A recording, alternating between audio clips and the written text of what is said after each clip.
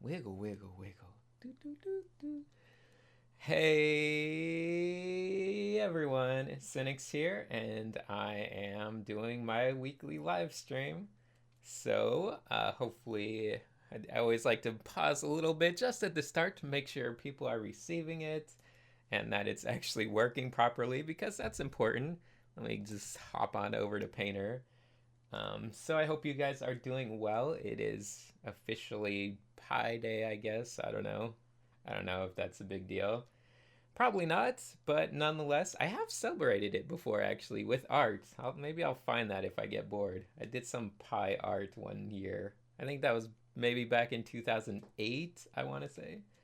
But anyway, I think today we're probably going to do some fun stuff related to some old stories I've had kicking around in my head. So it's going to be a little bit of storytelling. I'm going to go through some of my old original characters and things of that sort. And it should be a lot of fun. I don't know. It should be amusing anyway. I'm sure we'll find something silly to do. So I'm looking forward to it. But anyway, once again, I would like to thank all my lovely Patreon people for making these streams possible. You guys are the best. So thank you, patrons. But let me just get drawing a little bit because I'm getting all tense here, just talking without drawing. So real fast, just hop on over, make sure it's working. Do my daily spirals.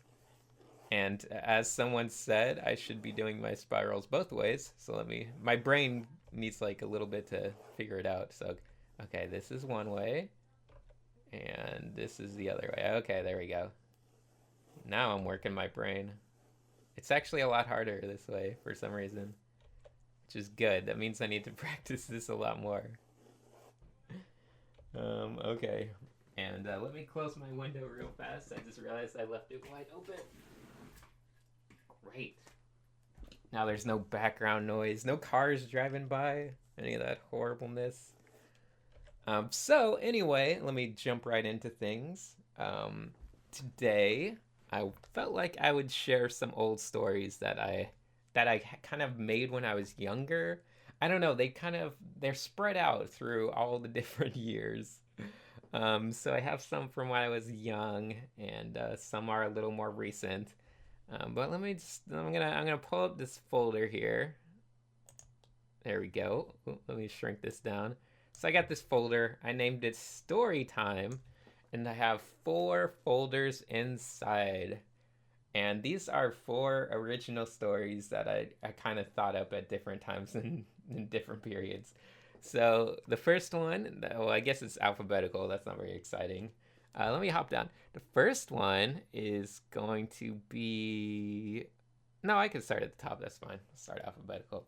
So I got this one story. It's called Cavity Break. It's probably the one that you guys might be most familiar with because that is the one that I just randomly came up with during, I don't know, these videos, I guess. It was just last year. I was making the drawing with energy and I drew the little tooth monster and I was like, I really like that. So I just quickly kind of, in my brain anyway, I didn't write it out, but in my brain I have a story that involves these creatures. And yeah, and that's a lot of fun. I actually did some art today related to this, which is probably a good reason why I'm doing this stream because I was making it earlier today. I'm like, man, it's fun to just work on your own little characters and creations and kind of play with them in your head. So maybe I should go back and look at some of the stuff I've done over the years. So I'll show that art real fast just to look at that. That's from today. So yeah, I made this today. I was really happy with how the gums and the teeth looked up top because I struggled with that a lot, or not a lot. I did like 2 paintings maybe a couple months ago, or I tried to do this exact kind of thing a couple months ago in a rendered way, and I just couldn't get the gums to look right. And I realized it was because I was making the gums too dark. And if you actually look at like teeth and gums, the values are very similar. I think people have a tendency to make the teeth very light, like white, and they have a tendency to make the gums a lot darker pink. You think of them. But this was something I made today, and it's a lot of fun. So these are my characters, and I'll just tell you about this one because I don't really care. So these are my characters. I call these, I don't know. I don't have a good name. I want a really clever tooth pun. So maybe they're like enamelites or something. But these characters, they all kind of have these teeth and gums that are over their kind of eyes and where their head would be. But these are actually parts of them. So I don't want you to think these are like helmets. Like this is part of the person.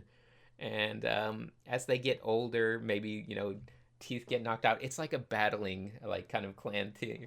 So maybe teeth get knocked out. These giant teeth. Maybe other things happen, but they also tend to grow horns as they get older. So you can see the one where I originally thought it up. There it is. It's real tiny. I don't know why I'd have this small version. So you can see it's like, I guess he's an older one. Maybe it's the same character, but as an adult. But I don't really like the shapes here, like the shape of the whole head. It's just too wide. It reminds me of like an onion knight or something from Final Fantasy. But you can see it's got like horns coming out in different places. But you look at this one and it's like, yeah, there you go. No horns, but it's the head is shaped in a much more visually appealing way. So anyway, the story with these guys is, yeah, they're little teeth monsters. They have eyes inside the teeth, obviously, but they don't really have like a head. Outside of this, they might have some remnants of like a head, but they don't eat. So, because, I would think, oh, maybe they'll just eat giant things. But no, instead they won't eat. Maybe they'll just live off solar energy or something. I don't know. It doesn't have to make a whole lot of sense. This is a very silly story. But basically, they're a clan. They live, in this very kind of dusty world. There's some trees and stuff, but it's very sparse. Like, think Tatooine or something crazy like that. And there's another force there, a force, I guess I could say. And that force is the giant robots. So they kind of fight these giant robots, and they're just in a constant battle. So imagine these little guys. They're very agile. They're very nimble. They fight with swords and blades, and they're just hopping around, going crazy. And they're fighting with giant robots who just use, brute force, giant smashing things. And they're maybe 100 or anywhere from like 10 to 100 times bigger than these guys. So it's very silly. It's very fun. Robots and teeth monsters just going to war. I named it Cavity Break because that's a funny name. I don't know. It's like when you have a really bad cavity and it breaks your tooth. I don't know. I've never had a cavity because I'm a good person that doesn't actually brush my teeth, but they put a lot of fluoride in the water here. So I'm probably suffering both the good and bad effects of that, as you can tell. So anyway, that's kind of Cavity Break. It's super weird. And if you guys have any questions about stupid things, you guys can ask me in the chat. I forgot to mention that. I love having you guys here in the chat. If you have a question that you think is important, you can write question in capitals. That sometimes helps me see it. But otherwise, just, ask stupid things and I'll try to answer and, do fun stuff like that. Do they talk? Someone's asking. Yes, they do talk. I'm not even going to pretend to make like sense of it in any like an anatomical way. There's no voice box, there's nothing of that. They just talk, they just produce words. It's, once again, it's not trying to make any sense. It just is, it just exists. So they talk, they don't eat because there's no mouth to eat from. There's no actual mouth to eat from. They just get spaghetti all in their eyes, and that wouldn't be very fun. So yeah, enamelites. Yeah, I just want to do like stupid ones. I want to have ones that like have, maybe giant horns. I want to have ones with rotten teeth, like really gross or stuff. I do want to have pelican pubes. Mentioned that it'd be fun to have one with braces. I would love to have one with braces. I think that would be hilarious. Or just, they're all gonna have like distinctive teeth, because I think this whole kind of idea was brought about by the fact that teeth are kind of the most personal thing we have on us. Like, obviously, we can identify bodies by their teeth and everything. So I like, you look at people's teeth, and when you first start drawing, you tend to draw everyone's teeth as, just nice and straight and everything. The same way you do most things. You always want this idealized standard of what things should look like. But then when you start drawing more, you're like, okay, maybe I can make it more fun. Add some dynamic elements.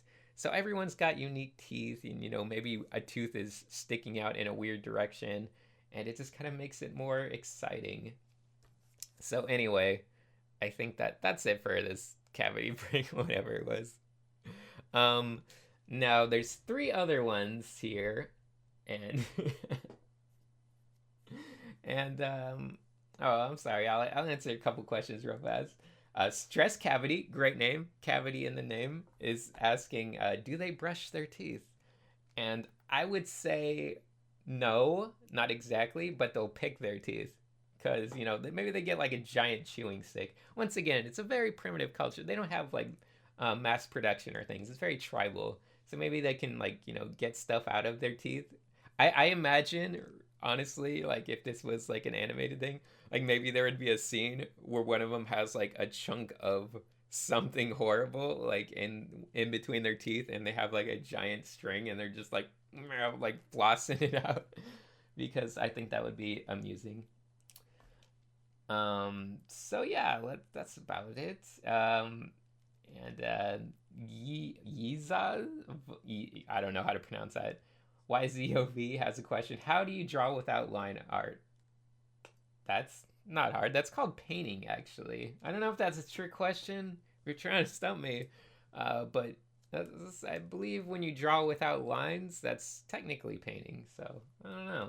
I mean, I guess you could just draw with thick lines, and it would somewhere be around the edge of drawing with line work, and not like you can just, like, oh, there's the face. So you can see it's like a mouth and stuff. But that's still painting, I would say. So, anyway, let me get back to my folder real fast. So I got these three other folders. One is called Devilbot, and that one's a secret. You guys don't get to know what's in there because that actually started out as a video game project. But I will give you a loose idea of what that is. It involves zombies and the devil and robots. I think there's a common theme of robots in a lot of these because obviously I like to draw robots. But this is actually related to the Patreon reward I had set up a while ago. So if you guys want to see a story, maybe I don't know. I feel like I can't get into it because I set that thing as a Patreon goal like a while ago. So I don't want to be like, oh, here's all the details on what that's going to be. But it's a storyline. It involves things. But these last two, okay, these ones are the most interesting to me. So we got, well, I'll get into it in 1 second because you guys keep asking these amazing questions. Okay, question. Have you drawn the females of these species? Answer, yes, I have. They look very similar. There's no main difference. Obviously, their body might be slightly different.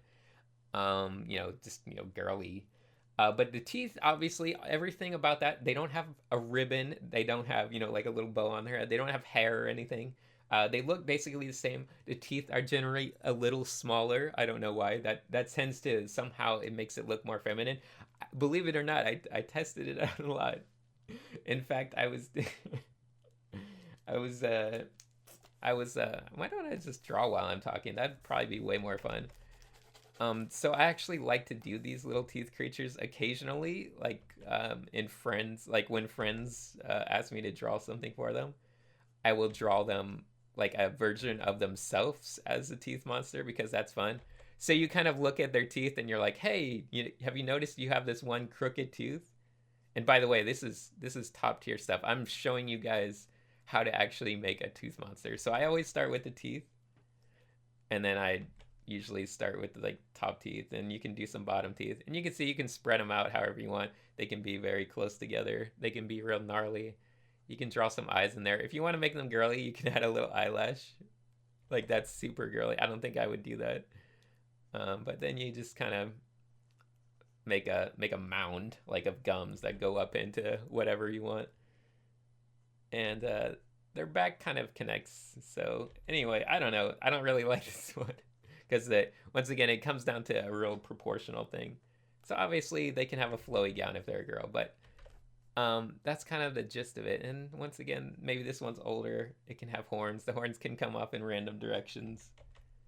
So they kind of, you can show a lot of personality without actually having faces, which I think is amusing. It's kind of one of those things that's just kind of fun to do.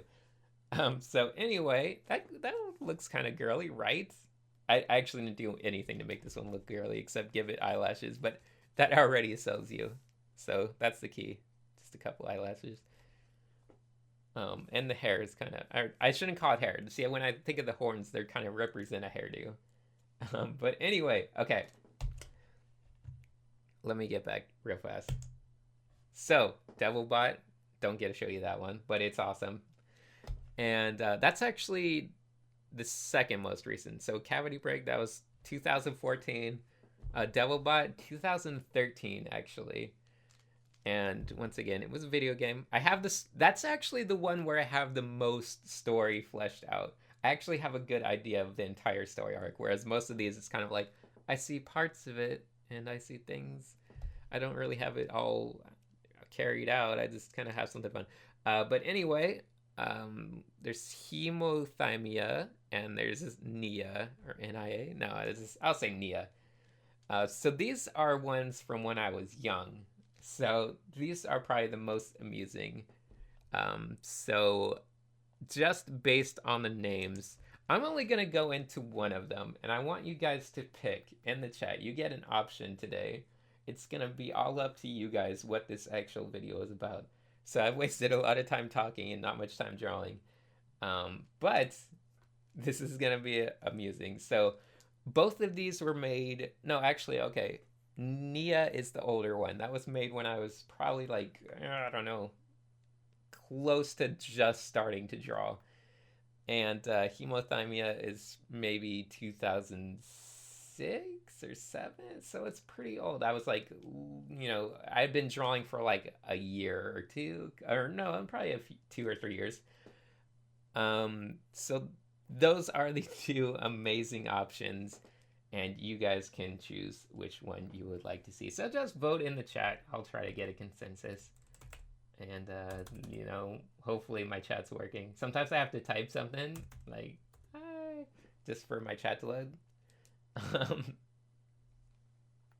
So I got one for Nia. I got one for the last one, which also happens to be Nia. And let's see what you guys... Is it 1 a.m. where I am? Yes, it is. It is almost 1 a.m. It's getting to be that midnight crazy hour of 1 a.m. But this is a great time to stream because the birds are sleeping and no one's outside making noise and revving any motors. And there's very few distractions. Usually people don't call either.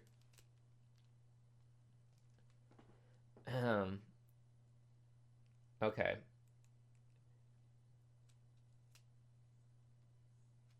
Oh, now everyone's voted for Hemo-thyia.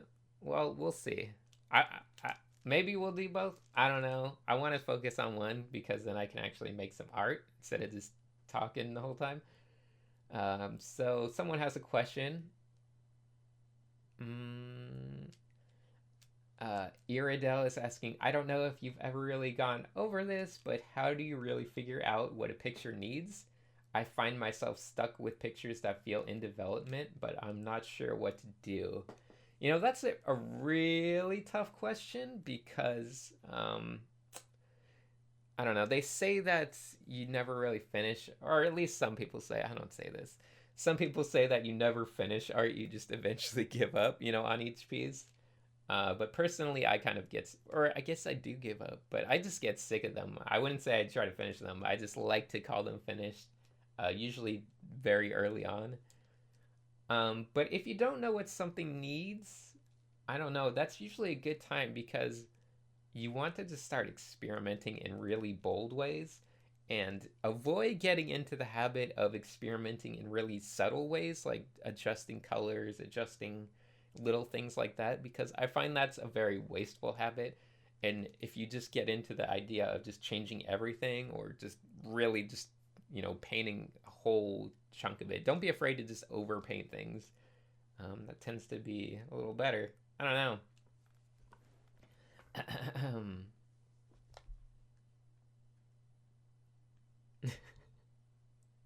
Okay, anyway, I'm wasting a bunch of time.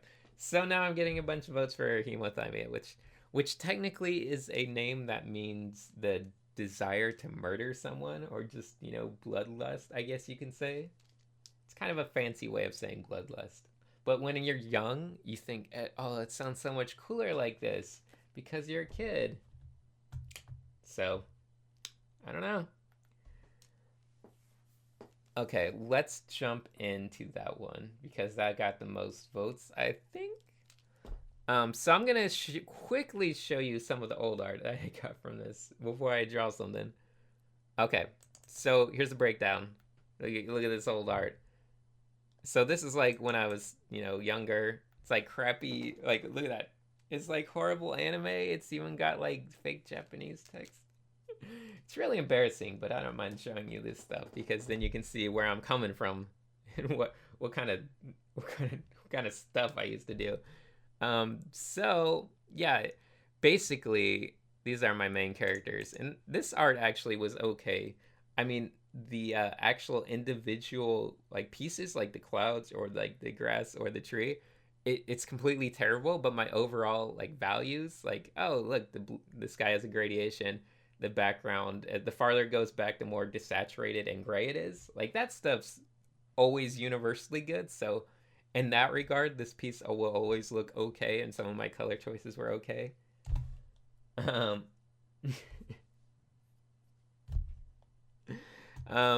But you can see it's two main characters, a guy and a girl. What else do we got? Yeah, see, that's them. Obviously, there's guns involved. Man, I hate that. I hate the way I was drawing faces. It was way more anime stylized way back in. It's kind of stupid. You can see I had this logo that was supposed to be my signature at the time. It's like a weird S and an I N. I don't know. It's just supposed to be Sinix. But yeah, this guy has this sweet, like, I don't know what this is. It's like a fanny pack on a wallet chain. That's the best way I can describe that. And the girl's like got a gun with stupid tactical stuff on it. Like, there's a whole bunch of ideas going on here that I would definitely never do again. But yeah, she's got white hair and she's got a giant scar on one eye. So there's the guy. There's the girl. Oh, these were actually made a little later. So I made these a little bit once I was getting better at drawing. So these these are like a transition period thing. So the other ones are really old, but I didn't forget the story. So these ones are a little, later on when I was trying to get better at drawing, but my proportions are still kind of meh. But I wanted to just go back to the characters. So anyway, the story with this one is pretty basic. It's your standard revenge story. It's like, okay, it's a revenge story. Like, she was a little girl. I'll just run it down real fast. So she's a little girl, and it's once again set in a very like historical time period. It's not like cities and stuff. It's more like tribes and towns and very small culture. Obviously, I was young when I made it, so I'll just say it's basically feudal Japan with guns. So since I was young, that seemed like the coolest thing ever. So it's basically set in feudal Japan with guns. So think of it like that, where it's like, small communities of people living, lots of forests, and things like that. But basically, there's a group of people, and I guess it starts out like like Seven Samurai starts out, where there's a small town and it's raided by people who just want to steal their food and everything.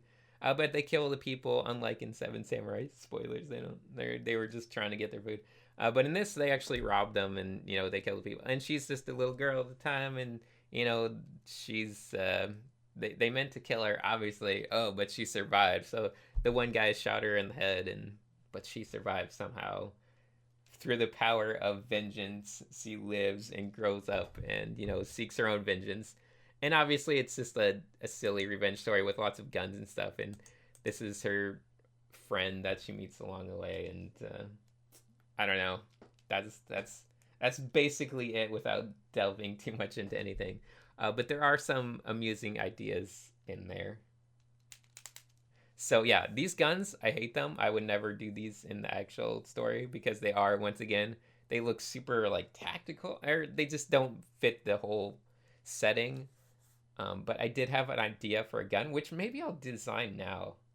Maybe that would be a fun thing to do. So let me get rid of this real fast. I'm gonna quickly try to design a prop. So one of my ideas was that there would be a type of weapon that was commonly used among, let's say, like gangster type people. And I'm just gonna call it a pop box. So that's the name of it. It's called a pop box. Actually, I don't think it needs this. Okay, Okay, let's say it looks like something like that. And this is gonna be an awesome gun design. And basically, the premise for this gun is amazing because it's a gun that's basically requires very little manufacturing, and each shot you fire with it is kind of a disposable object. So we got this like it's gonna be like a little box, and you just load this thing in here, which is like the shell, except it's just a box filled with gunpowder and like rocks and stuff. So we got this box here. It's filled with like rocks. Maybe it says something silly on it, like, you know, boom, or I don't know. It's very cheaply made.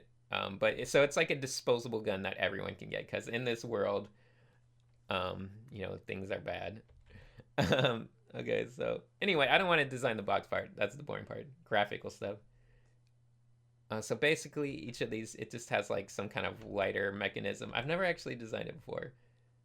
But then there's going to be like a giant oversized hammer, obviously, because that needs to happen. And, you know, a giant trigger that controls this mechanism. So there we go. And it's just going to be like a pistol. So basically, it's a metal frame. Let's pretend this whole box isn't in here. So there's a metal frame here. This is fun. I'm having fun here because I'm actually thinking of how to do this. Okay, so there's a metal frame. We're going to have the hammer here. So if there's no quote-unquote bullets in there, in our little pop box, let me write the name. It's called a pop box. It's an awesome name, I know. Thank you. Don't steal. This is an original character named Popbox. So maybe we can actually have a sight, because this part, this metal frame, this is not disposable. Well, it doesn't have to be. I mean, but it's very cheap. So we got a metal frame here, and this is just hollow. You can see through to the other side. Like, oh, there's a tree over here, you know?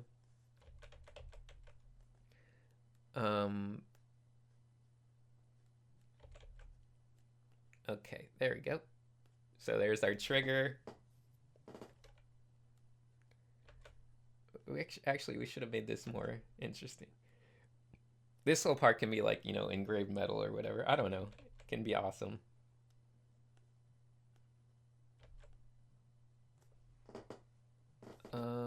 So it basically has like a little fuse thing that goes in here.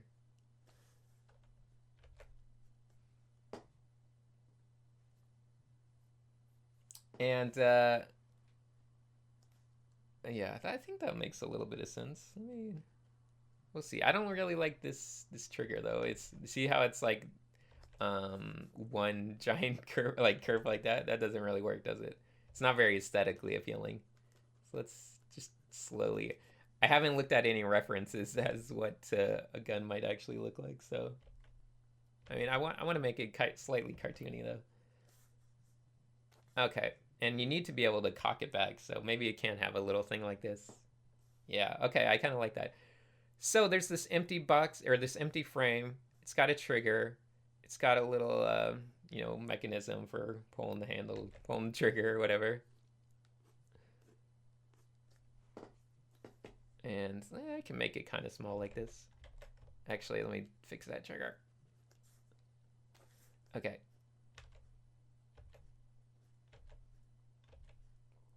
And And we can put a little bolt here. Once again, we're just kind of reverse engineering it as we go.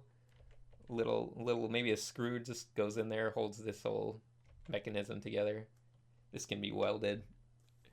So it's empty frame. You just grab these cartridges that are just, once again, little pop boxes. And this is like a super cheap way where you can just make these out of nothing. You load these little boxes. They have a front end, which is like the explodey end. And you just put the gunpowder and junk in there, and you could probably buy these for like 25 cents, and then you just insert that into your pop box. Actually, that is the pop box. You insert that into your throwaway little gun here, and then you pull the trigger, and it's basically just like a sawed-off shotgun where it just sprays some junk out the front, like in a little explosion. So obviously they're like stupid, and they probably misfire all the time, and stuff like that. They're very stupid and they wouldn't really make sense. But nonetheless, I think it's kind of fun. So it's like this cheap gun that maybe they sell for, what would be equivalent to just, a few bucks. And you just find them everywhere lying around. It's like what every cheap gangster might have. Similar to like what a zip gun might be. Do you guys know how a zip gun works? You guys want me to go through some like real hardcore, spit some knowledge of like different gangland type stuff? So in case you don't know, a zip gun is basically this is a real thing, by the way, that exists in the world, usually used in like poor countries. A zip gun is basically just a tube that you put a bullet in, and I hope I can remember properly, and it's basically just has a way for you to punch the what's the right word, punch the the little ignition. No, come on, I don't know what the right word is, but it punches the little bullet in the part that makes it explode. And so you just put the bullet in a pipe and get something like a nail attached to like a plunger, and you just pop. You just basically use the bullet like that. So it's like a 50-cent gun, and they use those. I don't know why I said 50 cent. And they use those in like real poor areas to do gang stuff. But anyway, this is our amazing pop gun. I think I made this handle super too short. Well, I can keep extending it like this. Obviously, they might be customized and all ganged out and stuff. Maybe you write awesome stuff on yours because you're like, yeah, I'm awesome. Because I really like the idea of throwing in like a very urban flair to this kind of stuff. So maybe it has like some crazy writing on it. Maybe it has like faces drawn on it. Just kind of fun stuff. I like this take on like it's like a mixture of feudal kind of Japan style with like urban 1980s 90s New York, or whatever you want to call it. So everything's like personalized, customized, kind of silly, kind of fun like that. Okay, so that's kind of the pop box. I hadn't really designed it before, and this is one of those things where you'd probably have to like redesign it a bunch of times to get it to look just right. But it's kind of just like a little gun thing. So that's it. And these will probably be featured a lot if I made that story. If I decided to like brush off my writing skills from wherever they are and actually write a story about this Hemo-thyia universe. So yeah, basically a lot of the gangsters would have these, and our main heroes would be, they're very not that word. They're very scavengery. I can't stop laughing at your guys' comments. Okay, they're very scavengery people, so maybe they're fighting people, bullets are a rare commodity. So they're fighting people, they're killing people, they're picking up pop boxes and just firing them off. They're one shot, so you just kill someone, you pick up their gun if they haven't fired it. Maybe you fire away, toss it away. It's just disposable carnage, I guess you can say.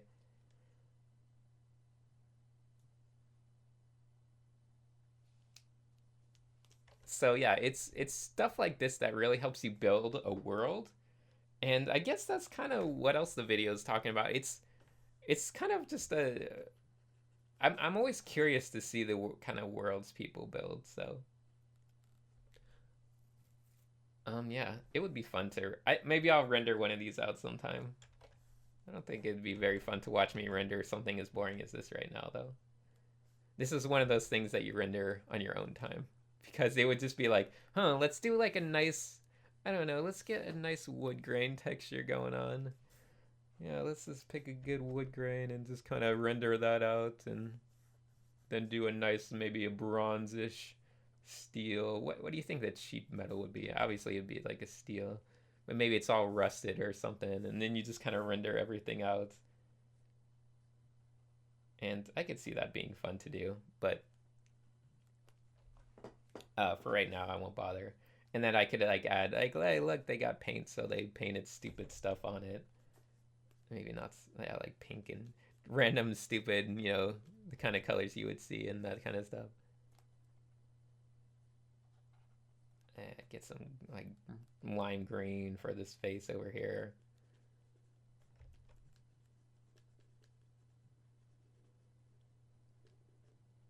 Okay.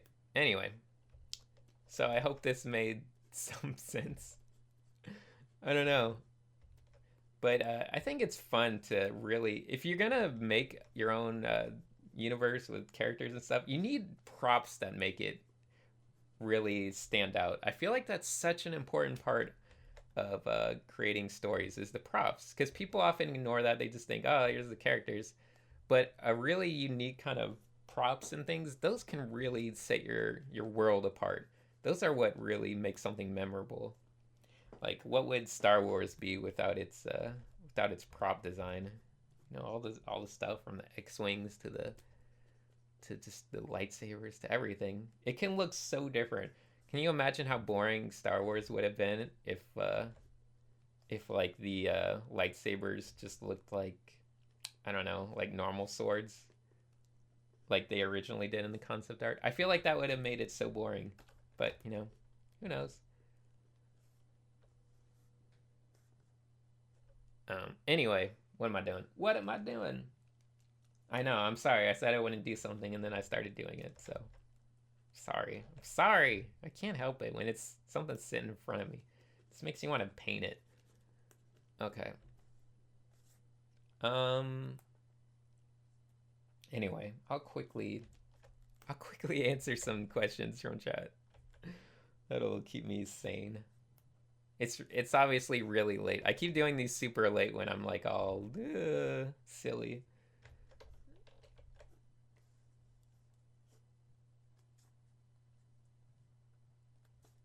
But it's fun. It's so much fun.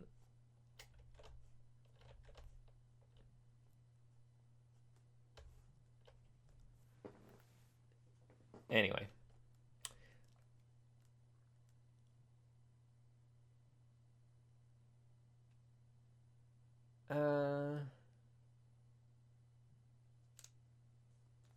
If for the record, if I was gonna render this, I would have drawn it in a 3/4, because why would you bother rendering something when it's so flat? Like, you can't even tell what it looks like.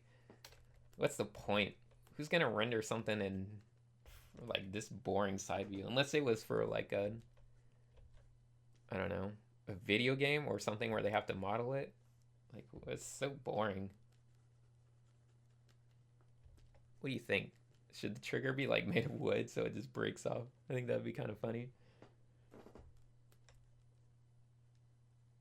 See, sometimes even just doing rendering, you think of really dumb ideas. The ideas come from everywhere. That's the point. Just come up with stupid stuff. Anyway. Oh man, I hate that handle so much, by the way.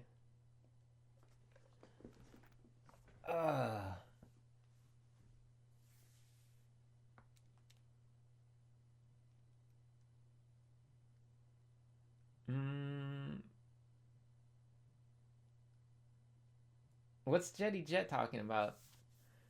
Show them the rap video you showed me. Oh, you're trolling, man. I'm definitely not doing that. Hey Jet, why don't you post the rap video you made earlier today? I'll blow you up too. Why don't you post the song you wrote? He was really happy to share that with me earlier. I don't think he's gonna share it with you guys. If you didn't know, Jetty Jet has his own channel, the Jetty Jet Show. He likes to produce rap songs in his free time, so that one's pretty good. I can spoil how it goes for you guys.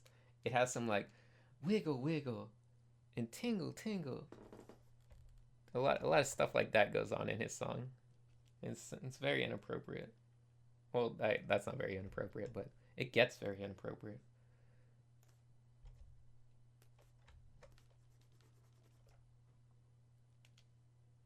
Okay.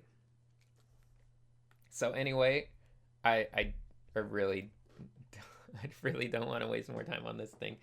So that's kind of that sets the tone for my whole hemothyia thing, and it's an exciting story that gets nowhere fast. Man, what a boring thing to paint. Okay, let me think again, real fast. I think since it's kind of fun. I don't know. It's fun to me to kind of think about these old stories I haven't thought about in a long time. So for the record, I think if I was gonna do something like this, I'd probably like I think the storyline would have all kinds of things just wrapped in bandages and stuff because I always loved that. It's a very common thing among most of my old work.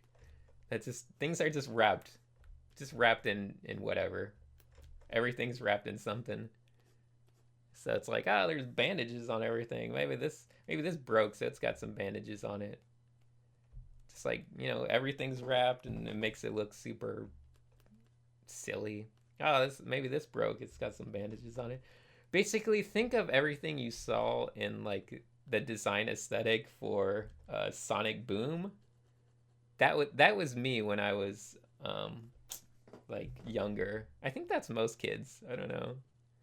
Basically, Sonic Boom was designed by children. Is what I'm saying. Because no one still thinks that this is like the pinnacle of awesome, just bandaging everything. At least not when you get older. Actually, who am I kidding? This is pretty awesome. I'm just gonna wrap bandages on everything.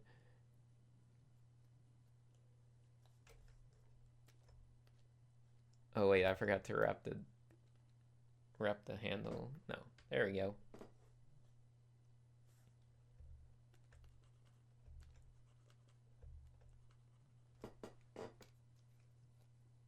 Okay.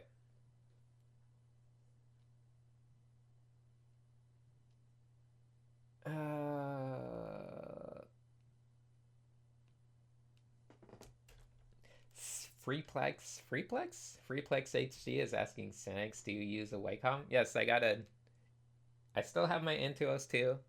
It's a 6:9 ratio. No, what is this size? I don't know. It's not the right size for widescreen, so wrong proportion. Intuos 2 for life. That's the only way to draw art is to have an old Intuos that has the wrong proportions for your standard widescreen format. That has been the standard for the past, I don't know, 8 years or so. I think it was even this. It was. I think I don't know. It was possibly the standard even when they were still making this Wacom. They were pretty late to the party on doing like widescreen format tablets.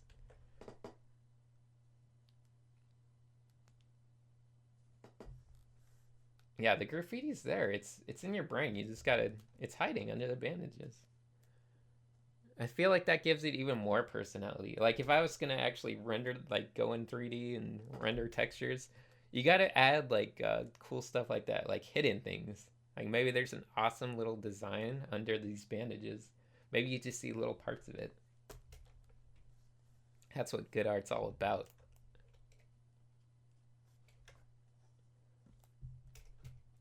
I think if there were like these awesome pop box ammunition, they'd probably be like silly colors and like, hey, maybe they'd have like kind of that Fallout aesthetic where they're like got Pip Boy on them, that kind of like, don't aim at your face, whatever. Watch out for exploding parts. Just like, some guy giving a thumbs up, like, hey, use this.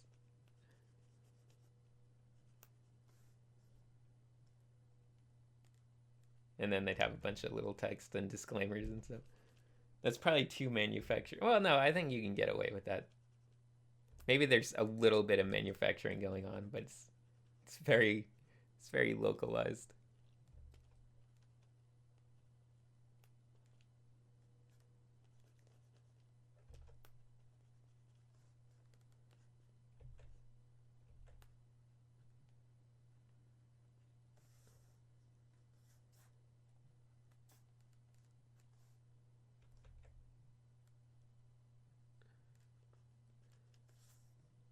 Okay.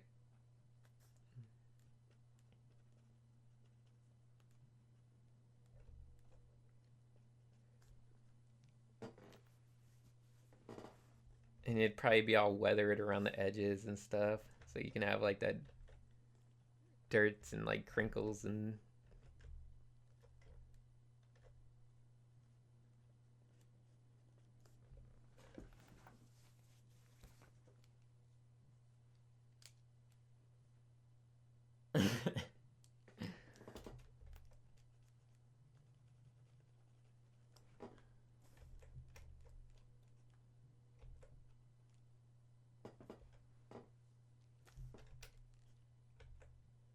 yeah, I don't even know. It's pretty fun. It's fun designing stupid props for made up universes. I think this would actually. Should I have it like crossbars across here? Nah. Obviously, if you really tried to use this part would have to be metal, I would think. Because otherwise it would just explode outward and upward. It would probably still explode upward. Maybe you can have like a little hatch or something. I don't know. Maybe these boxes are made of reinforced cardboard that doesn't explode. So you fill it with junk and it only explodes forward. I don't know. You guys think he needs a mustache? He probably would have a mustache, actually. That's not a bad idea. No, I know you want like a cool mustache, but I think you should just have a really dumb one. No, okay. You gotta get like a curly one. Maybe you would have like a little bandit hat.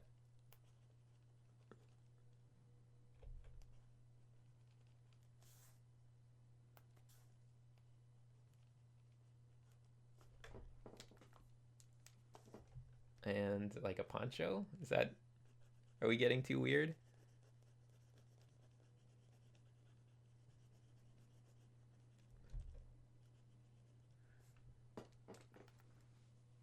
Okay. Anyway.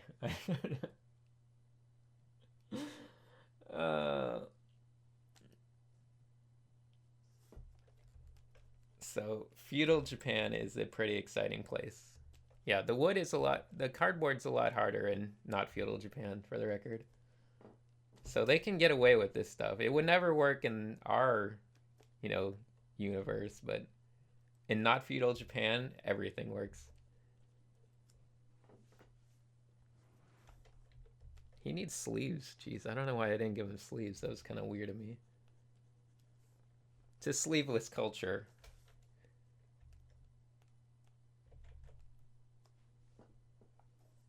Okay. Anyway.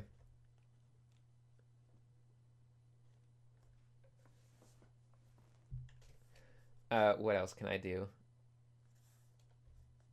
Aside from keep rendering this out. I could totally just render this out forever.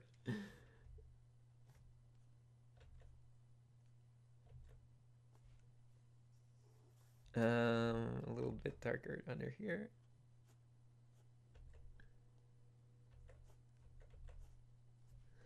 Okay, we're making some great props right now.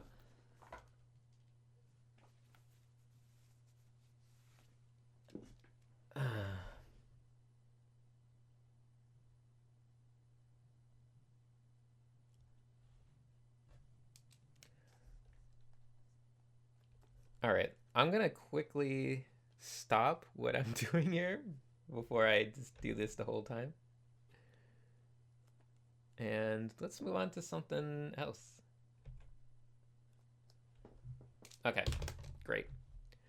So that's an example of just, I don't know, coming up with dumb ideas. And see, I already have like 20 more ideas that could be related to this storyline just because of this stupid stuff we're doing. Um, but I feel like that's the way you gotta write stories. I don't feel like you should plan things out too far ahead. I feel like you just need to plan out a little bit, at least in my opinion. You just kind of plan out a bare minimum of stuff like, hey, here's a cool idea, and then you just let it write itself, basically. So, you know, hey, maybe you come up with the character, and while you're designing the character, maybe they have a fanny pack on a wallet chain, and suddenly it's awesome. But yeah, I don't know. So that is hemo-thyia. So basically, imagine this girl with a bunch of these guns, and she's just gonna be running around feudal Japan, just popping caps in everyone. So that's the story. And there's gonna be explosions, and there's gonna be lots of really crazy, violent bloodshed. It's gonna be just ridiculous. So that's my Tarantino comic, and it's great. Anyway, let's go back. So I've talked about Cavity Break. Someone's asking what do I think about Star Citizen. I don't know. Never seen it. Don't know anything about it.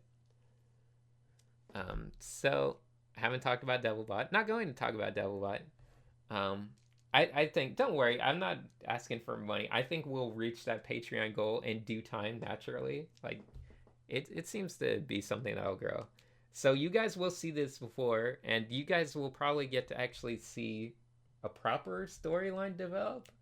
Because I'm not just gonna do a video like this. I'll actually have maybe like a moving comic. Maybe I'll actually do a comic. I don't know. We'll see. So the last one I got is this Neo one.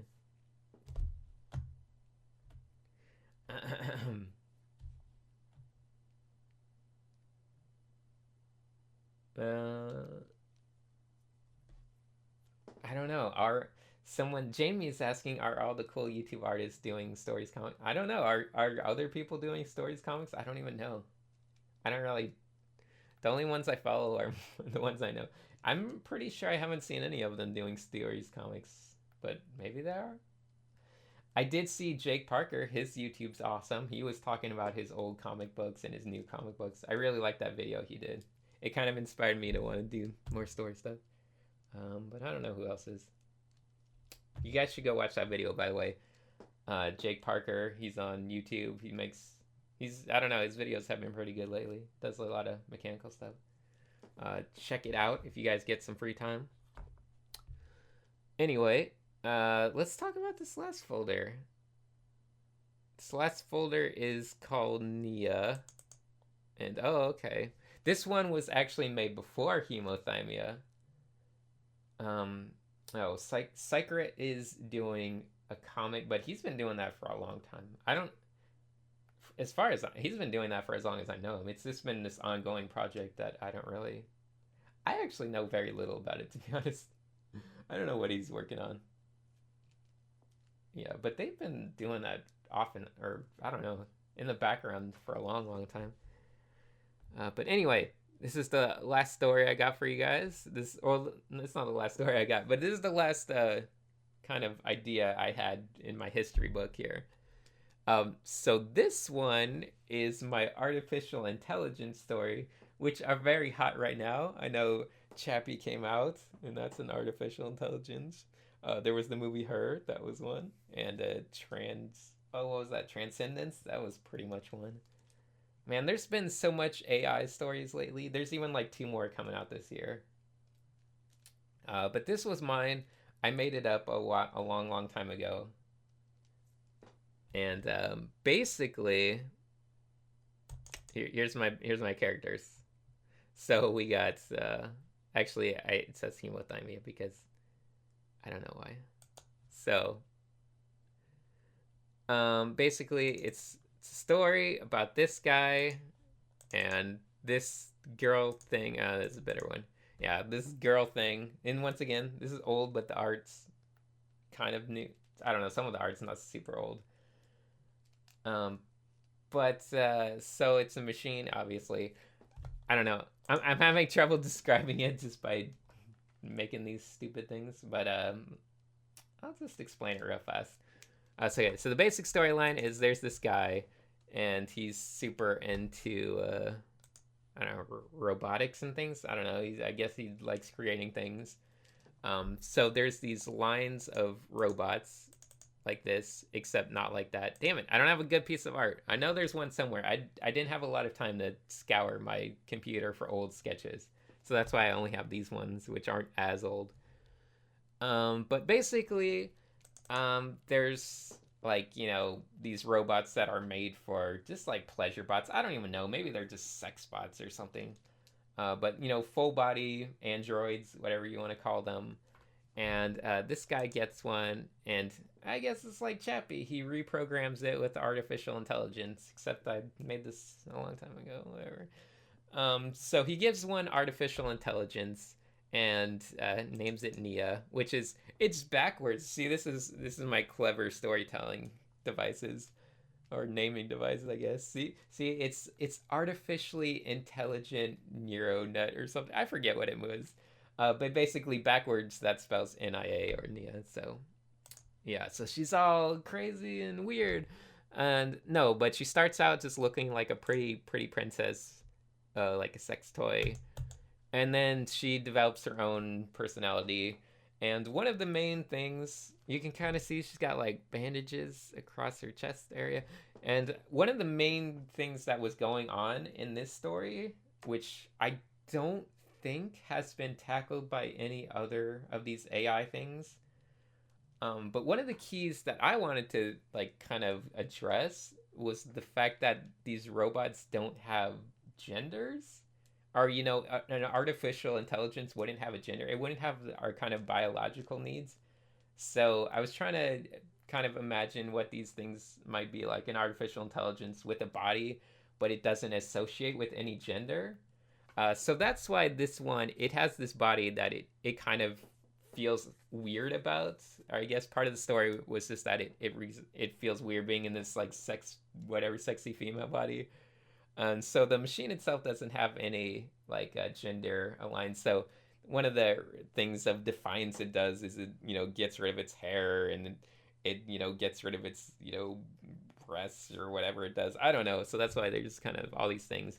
And it's trying to make itself into its own thing, gender neutral, and that's why it's all bald, and it added little horns. I forget why. This one's really old, so it's hard for me to remember it exactly. But yeah, genderless sex bot, and I think there was probably some conflict that came in this one too. I think eventually it turned into something where it was like she was creating her own machines and taking over the world, exterminating humanity or something. It turned into those like all them do AI movies where it's humanity versus the AI, and I don't know. I think it was kind of an amusing idea, but I don't remember it well enough. That's my problem. But I think, like I said, the most interesting part was just her artificial intelligence kind of transitioning from being some whatever sexy robot to being some. She just becomes more mechanical as it goes along and less human. So she keeps replacing parts of her until she just turns into basically something that looks like a mech that would be completely devoid of all gender whatsoever. So I kind of found that whole aspect amusing because I don't think it gets tackled much. So anyway, by the way, Chappie, so many kind of weird flaws and holes in that thing, and the villain's terrible and everything. But I still love Neil Blomkamp's visuals. Like he's got such, or I mean, it's not him, but just the mechanical designs, all the industrial designs and all the design stuff in his movies are so good. They're so great. District 9, Elysium, even Chappie, like the industrial designs are amazing. These are the kind of movies where you want the art of books, but the story itself is like so like I don't know. It has good ideas, but it's so just flawed. I mean, I like certain aspects. It's just, man, I don't know. Good ideas wrapped in really boring things. So anyway, this is turning into story time instead of drawing time. But I hope you guys don't freak out too much on me. I need a drink. All this storytelling is just getting to me.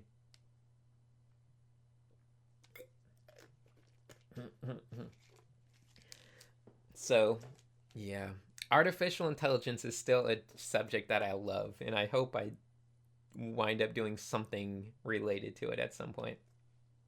And hopefully, when I do something related to it, it will deal with these complex issues of gender because it hasn't been addressed anyway.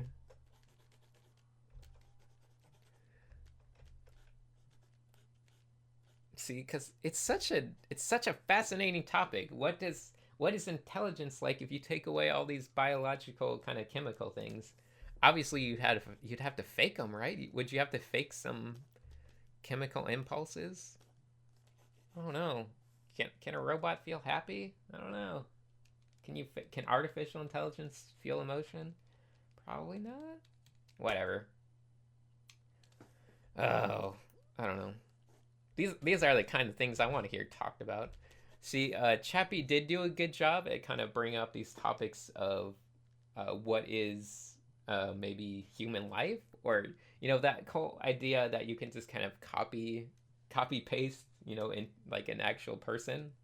Stuff like that is very interesting to me, and I wish it would have dived into that more. I don't know. It's very amusing things.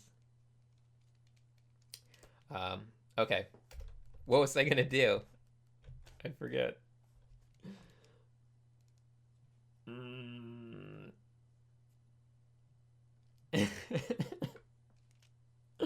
don't know. I love my chat. Why is my chat so great? Why do you guys talk about such funny things the whole time? Okay.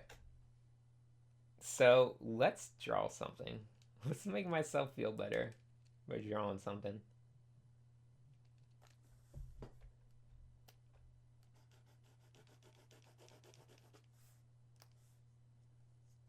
Scratchboard tool? Okay.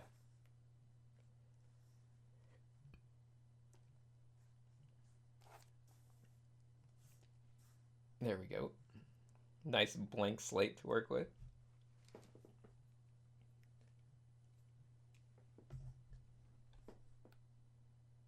See, Jet. I think Jet gets it. I think Jet gets why this is.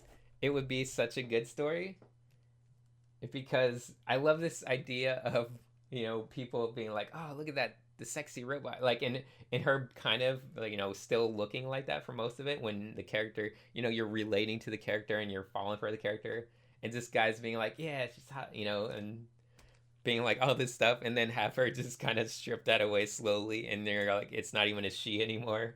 It's like, do I still have feelings for this thing when that hot girl basically just looks like a stupid bot like this? Like, am I supposed to be at all turned on by some crazy mechanical thing that's nowhere near our human? It doesn't even look human, let alone look like a female at all. Like, that would be so great. I just want to mess with people's heads a little bit. No emotion, no face to look at, just a mess of mechanical functionality. Wiggle, wiggle.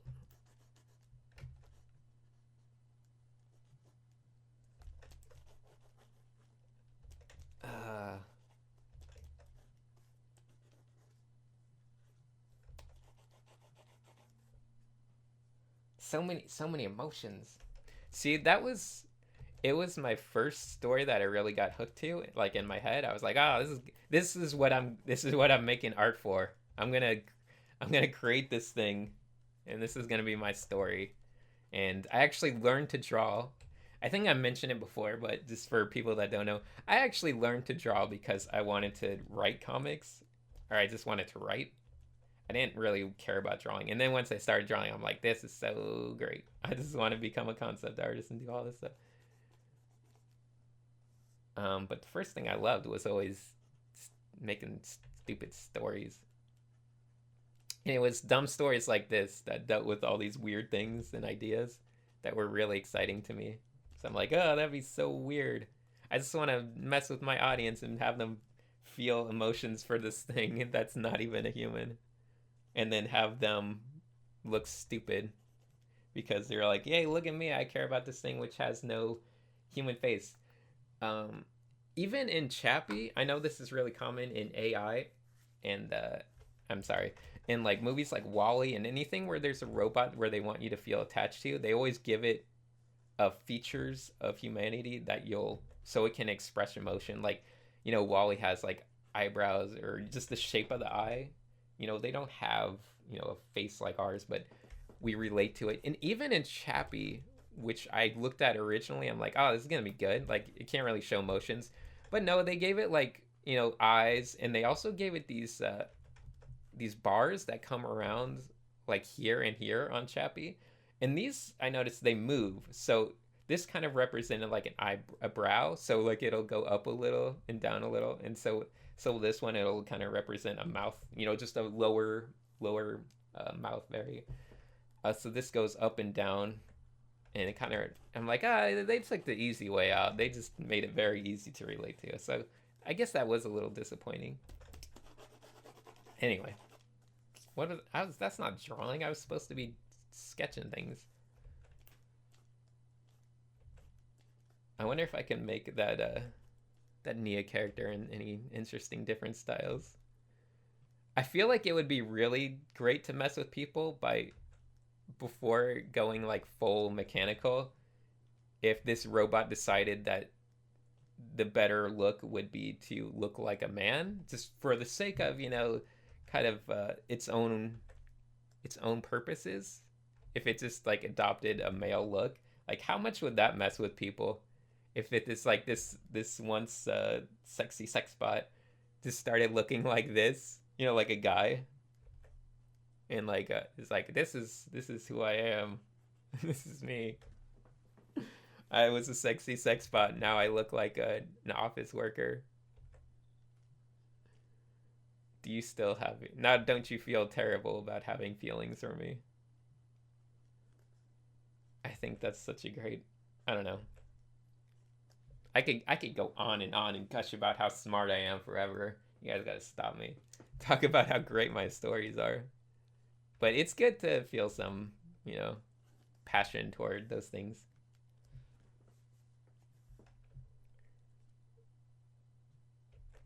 Because it's not at all out of the idea of possibilities for a robot that was originally a female to suddenly decide that it's way more beneficial to look male. So obviously it can be the same brain can be in this, or it can be in like, cutie McCutie face. Let's see if I can make a pretty girl real fast.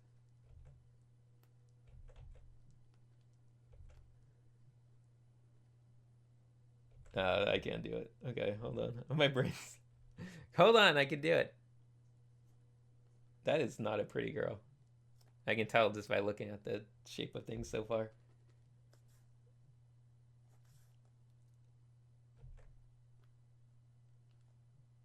Well, whatever. I'm just gonna. It's the nose that's really terrible.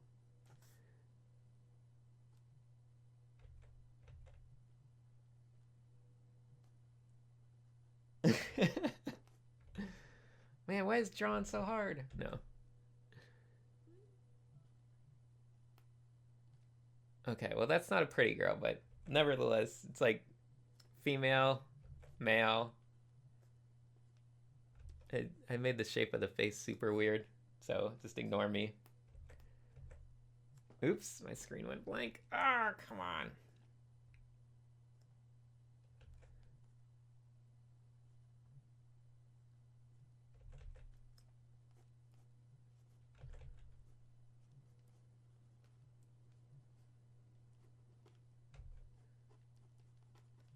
So, whatever.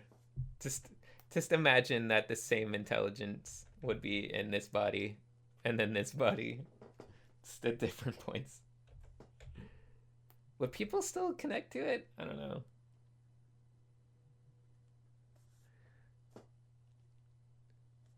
I know all the transgender people would love my amazing artificial intelligence story. I would be a social justice hero. It would be exciting. I would have a whole new life to look forward to. I can give speeches, go on tour. My Patreon would make so much more money.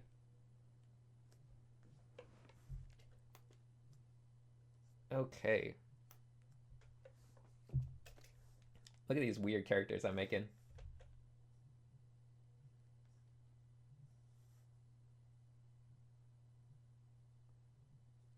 These don't even have anything to do with anything.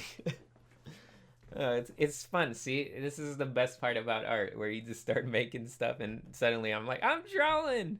Look at me, Mom. I'm doing it. I'm making stuff. I'm just randomly scribbling around and I don't even know what I'm drawing about anymore. I'm just having fun. Look, here's the face. It can have some buggy eyes. Maybe a nose like that. Look, he's looking downward and you can give him a stupid look. He's a mask now. He's not even a person. Blew your mind. You thought it was a person. Oh, great. Isn't art great? Did you guys love it? Challenge. Draw with one line. Are we doing challenges now? Draw with one line. No stopping. Oh, I hate... You know, they have that challenge in Pictionary. Or there's versions of Pictionary that have... Is it Pictionary? Yeah, Pictionary, right? Where they have different challenges, like draw with your left hand, draw without lifting the pen. It's not very exciting, to be honest. Okay, let me think. Should I try it? Yeah, sure. Let's start with just... See, you can kind of just, like, go crazy. Just make, like, different shapes and things. Like, oh, there's... You just approach it in a way more painterly way.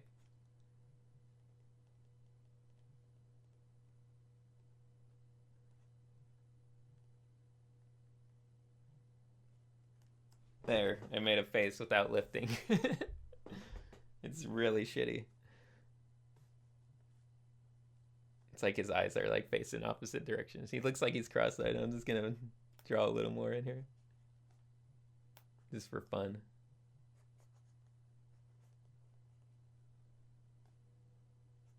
I don't know why I made the nose so weird. Well, whatever.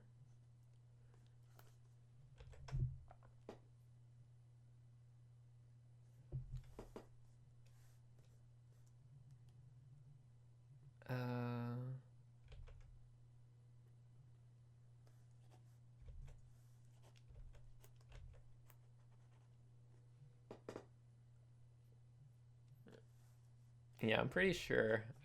I'm pretty sure if I just always drew like this, I can become a famous impressionist artist or something. It just makes you look, whoa, look how crazy it's drawn.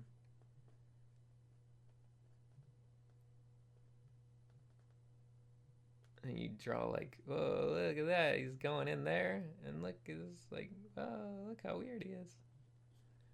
It's like super artsy, right? Just like super painterly and artsy. It's like a monkey.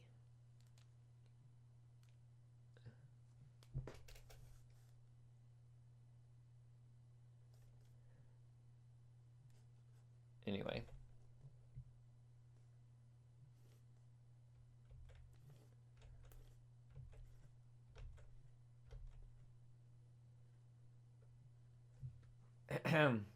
Oh, I have something to talk about. Oh, okay, never mind. I'll try drawing with my eyes closed real fast. This is great. Okay. I don't think I can do this on it. This is something that's a lot easier to do on paper, but using a tablet, drawing with your eyes closed, I don't even know. Okay, I'm gonna test it out real fast. Let's see how it goes. I'm just gonna try to draw a boring face. Okay, your mark, it's like, go. yeah, with on a oh geez, on a tablet, I don't know where I am because I'm working in such a confined space already where I don't. I just opened my eyes. Well, everything's way off to the side. See, now I'm really becoming a fine artist. Like I look at this and I'm like, oh, this could be in a museum for sure. Just throw some bright colors on it. Like this one, this one, this one. These are all modern art masterpieces.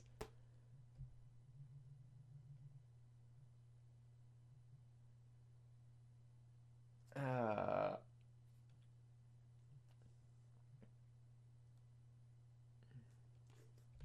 okay. Anyway, I'm getting sidetracked. What are we supposed to be doing this video? We're supposed to be talking about storytelling and different stories. You know, if you have an original story idea and you don't mind, just throwing it out there, feel free to talk about it in the description of the video. I know it's kind of a lot of people are like, ah, that's my baby, someone's gonna steal it, but I think it's just fun. I don't care. It's fun to talk about that stuff. I think that's one of my favorite subjects just to talk about with other artists because most artists I know have stories in their head. They've like been like, oh yeah, I got this one. Like I don't know if I'll ever make a comic, but I do have this one idea. And I just love that topic. I think it's so much fun to hear people's stories.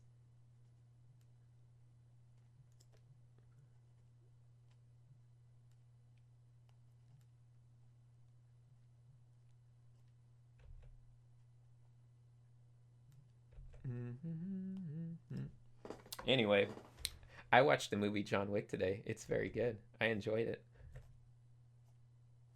It's the best Keanu Reeves movie I've seen of the past few years.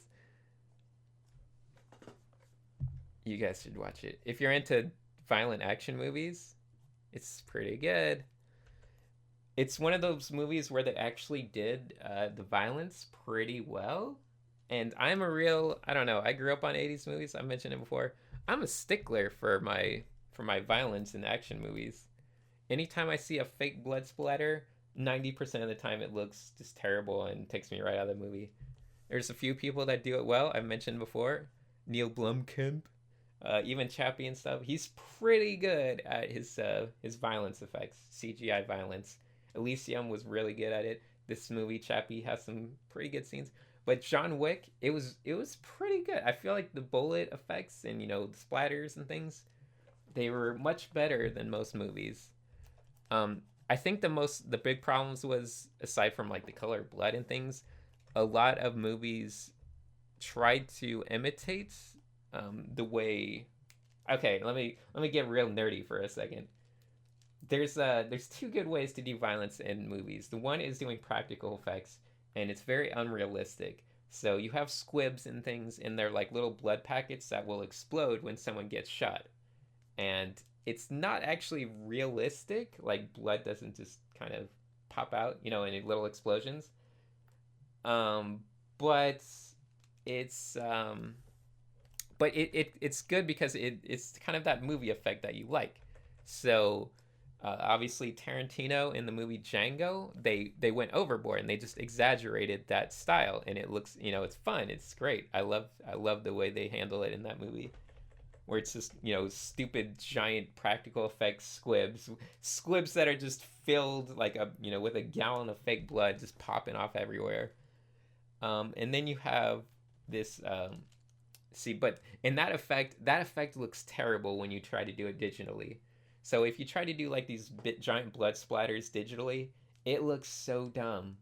It's just the worst looking thing ever. And that's what a lot of movies do. They like someone gets shot and there's just a giant splatter on the wall or a splatter on the ground, and it just looks terrible. Or like the way it just splatters in like a very liquidy way. Um, but John Wick did a good job, and I noticed even Neil Blomkamp, he sometimes does this too.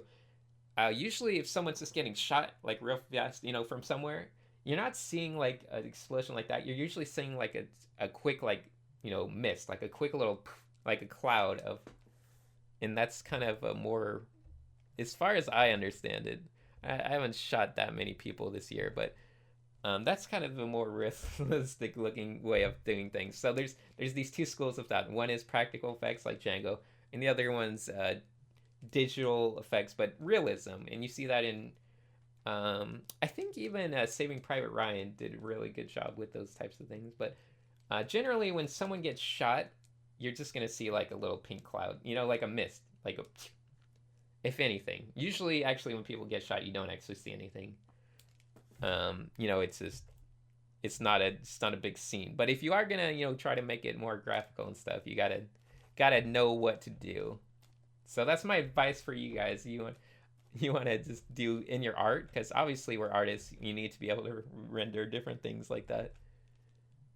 So that's why I pay such close attention. So you can either do the one approach or you can do the other.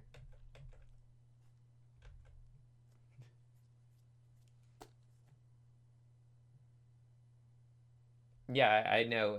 Neil is doing the next Alien movie, which is kind of funny because, well, that's not funny, but he's doing it after Aliens 2. So basically, he's making another Aliens 3, which I find amusing because if you want to mention a movie that was brilliantly directed but terrible in most other regards, you think of Alien 3. That's a movie that's absolutely beautifully shot, and there's so much amazing stuff in it visually, but it is like just kind of a train wreck otherwise. And Neil Blomkamp is perfect for that, right? He's perfect to do a remake for a movie that looks great but is just a complete mess.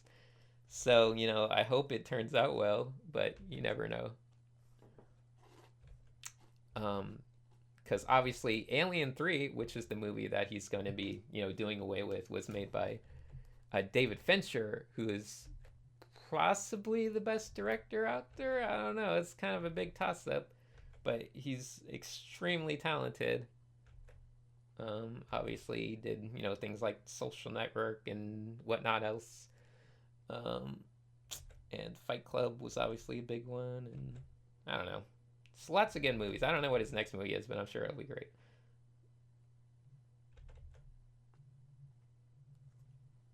Um, so yeah, I could talk about movies forever. I'm telling you, it's a big topic for me.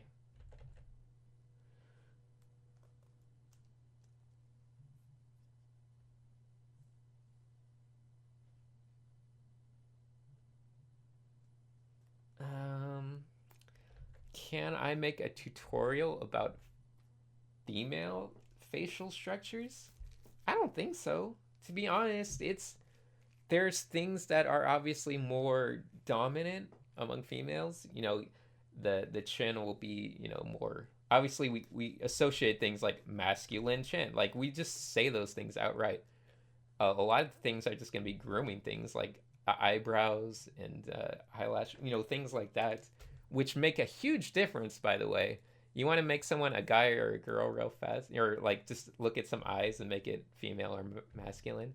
You can probably just like either make it, a thin eyebrow or just a heavy eyebrow, and that makes a big difference. Um, but just like, and eyelashes, you exaggerate them. Obviously, with the tooth monster, I talked about that. But there's not like a huge facial feature thing to talk about. Some girls can have very strong jaws and all that stuff, or strong facial kind of I don't know what the right word, just bone structure. And some guys can have very feminine bone structure. Obviously, Korea is proof of that. So it doesn't really matter one way or the other. Sinix, how can I be a pro film critic like you? You have to watch a lot of movies. No, honestly, I think it's like art. The only reason you can have an opinion on something is if you just watch a lot of it, look at a lot of art, level up your brain. No, I'm not really good at film critic. Actually, I'm a terrible film critic because all I look at is the visuals. A lot of the time, I'm like, "Oh, that movie's great," and everyone's like, "Wow, that was a piece of junk," and I'm like, "What?" It's because I'm so wrapped up in the visuals that I'm willing to look past other things. So I'm like, I'm not going to a movie to expect to learn, expect anything intelligent. I just want to see something nice. I don't know. There's nothing in the movies. There's no director that's gonna make me think. They're not that smart, right? They're just, there to make you see pretty things. And sometimes they're clever. But I'm not looking for some life changing moment in a movie. Okay. Anyway, Billy R is asking, Sinix, what is your favorite movie? It changes every week. I don't know. I would say universally. One that stays up there a lot is like what Sergio Leone westerns. So The Good, the Bad, the Ugly, and Once Upon a Time in the West. I'm huge fans of those. Oops, I didn't mean to do that. And Unforgiven, even, to quote a newer one, which is Clint Eastwood directed. I really love Unforgiven. But I don't know. I love there's so many good movies. Can't make me pick. So many good ones. I mean, that doesn't even get into Sam Peckinpah. I can talk for an hour just about westerns. Guys, watch Sam Peckinpah movies? They're awesome. Go look him up. He's doesn't get any credit. He's, whatever. He's old. Shit. It's like movies from the 70s and 80s. Guys ever watch like all those? Whatever. Never mind.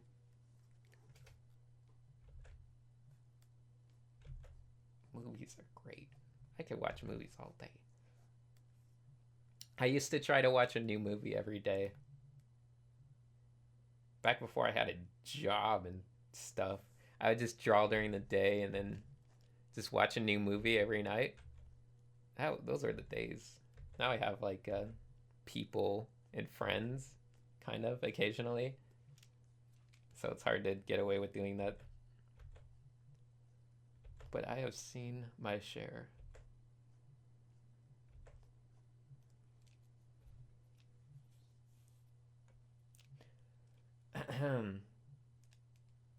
So someone's asking what artist I'm inspired by.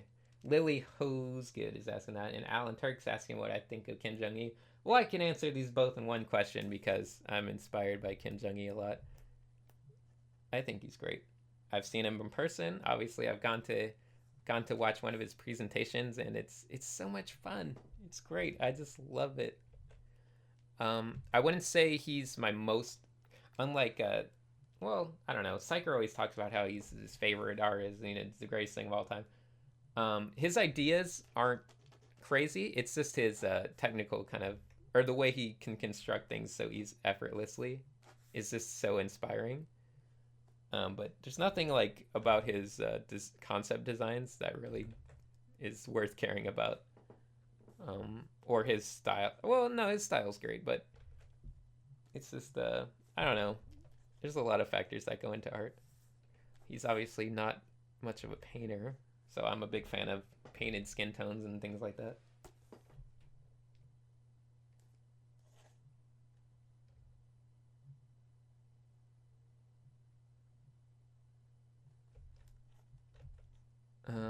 Okay.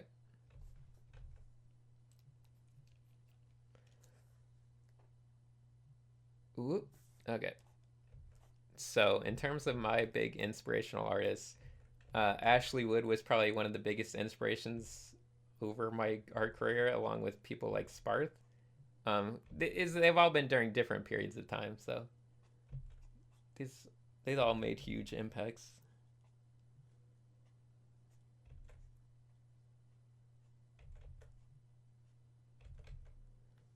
Man, I don't. Hmm.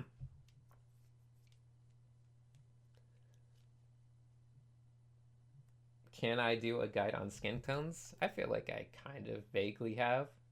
I mean, I'll every time I paint something, I'll go over it. You know, it's real easy to. I already did one like even the last stream where I quickly talked about it while I was doing it.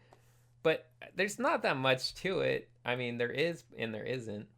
I would rather really delve into. I think the next video about skin tones will have probably be more about lighting, because I think lighting's the next big thing to delve into.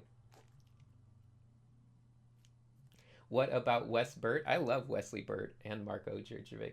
Spoilers, I was totally going to do a monthly inspiration on those two together, but whatever. I will let you know. That will probably be 2 months from now or something. I don't know. It might be that'll be an upcoming one. They influenced me greatly when I was starting out. Obviously, as a member of conceptart.org, I was, watching their sketchbooks on a regular basis and kind of following along as they improved. Marco Djurdjevic, while I was on concept art, he actually went through a little crisis at one point where I remember him making a thread, and he was just so, I don't know, he was frustrated and everything. And he was actually going to quit art, according to the thread. He didn't want to do it anymore. But everyone was like, no, you don't worry, it'll be fine. You'll keep, things will go well. And now he's so, talented. And it's interesting, the things you remember about people. But when it comes to skin tones, there's the colors of the face. There's fleshy tones. It's like yellow, red, blue, and then any media area you can do more reds, and any suntan area you can get more sun damage, and just kind of all that stuff. It all becomes kind of obvious, but whatever. Do I still draw traditionally? I didn't for a long, long time. I didn't draw traditionally for a few years probably, but last year I started going to figure drawing, so I do draw traditionally at least once a week, and I go out sketching. I try to do that. So sketch groups and figure drawing. But otherwise, when I'm at home, I actually don't. I never just draw in my sketchbook. Only when I'm out.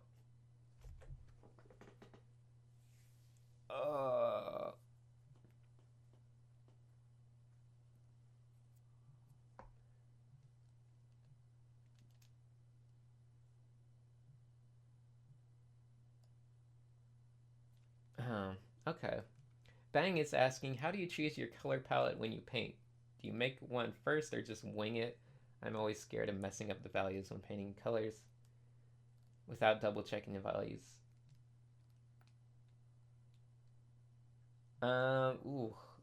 That's tough. I do just wing it. I don't come up with a palette beforehand. I know there's a lot of people, I don't know. I've been seeing more and more, a lot of the popular artists are just kind of using palettes like from other pieces. Like they'll find a photograph they like and just use the palette from that. Especially when they're drawing characters. I don't know. Seems like a lot of the stuff I've been seeing lately is just people doing stylized versions based on photographs, like of hot anime girls based on like a photograph, stuff like that. I just kind of wing it.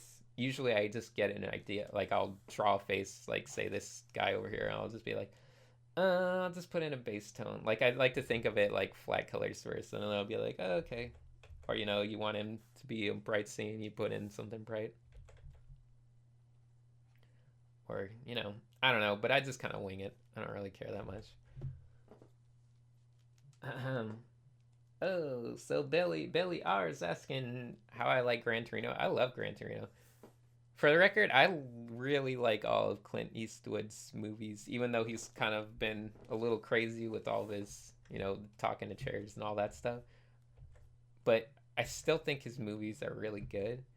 And even though a lot of people were so negative when I mentioned that, I didn't even call American Sniper a great movie. I just said it was probably one of the top 10. Everyone was like upset. But it is. I mean, I don't know. I just think his movies they're like really well done. They're well crafted. So $1 Million Baby, Gran Torino. I still think none of them are as good as Unforgiven, though. That's still his masterpiece, in my opinion.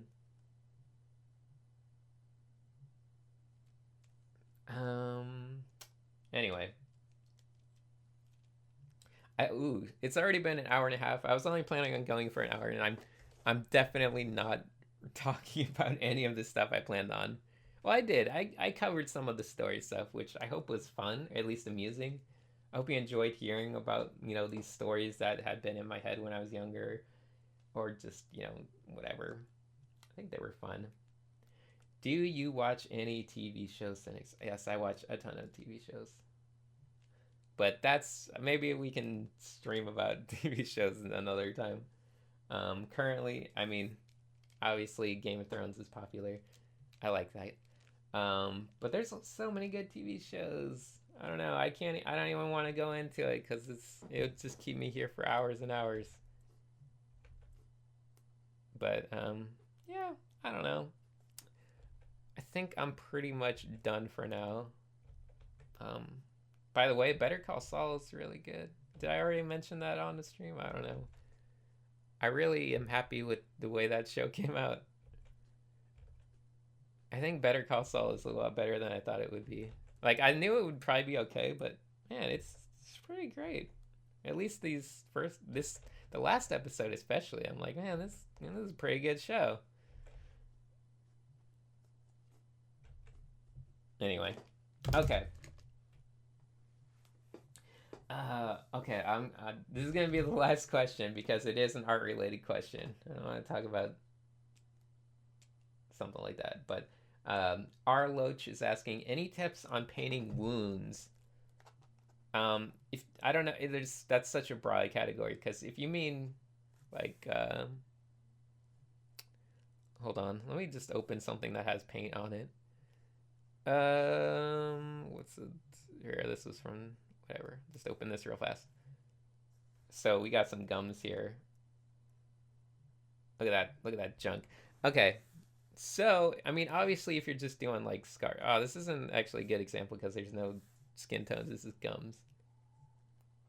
So obviously, if you're just doing, something stupid, you just do it like, like what it is, just dark red and whatever. If you want to have a scar tissue on something, generally you'd pick a lighter tone, like a pinker tone. And then you can just have like, there used to be something on this, so now there's like just scar tissue everywhere. And scar tissue also, it tends to be a little more reflective, so you can add like little bits of specularity to scar tissue if you want, just to make it, but not that bright. Oh man, sorry. But yeah, I don't know, it's such a broad category. The important thing, I think, when you're just gonna add quick scars is to follow the form. So for instance, like, it's, instead of just drawing a line, this kind of think of them as contour lines. You can't just draw a line across everything because it'll ruin the form. You gotta like follow the form. So that way it's like, a little more interesting. And actually, you can kind of think of them like panel lines, because you can, once again, you can draw a little highlight on the bottom side. And, you can do those tricks like they were a panel line. So, okay. Anyway, that's gonna be it. Oh, someone's asking for a resources on anatomy. What's the one? There's like Pose Maniacs and stuff. I don't know. There's a couple good ones that just let you draw, anatomy. I mean, just, figures. As far as a good reference, I don't think there is one that's really amazing. There should be. They should definitely make something. I'm sure there is out there, but I don't know. Anyway, that's going to be it for this video. I hope you enjoyed this mostly talkative talk about these random projects. Maybe you'll get to see more of this Devilbot one sometime. I assure you, this is not empty. There is art related to it that I did in the past. But for now, that's gonna be it. I hope you guys had fun. Look at those gums. Jeez, this looks weird. And I will talk to you guys in the future. I'm gonna try to do a video this week for sure.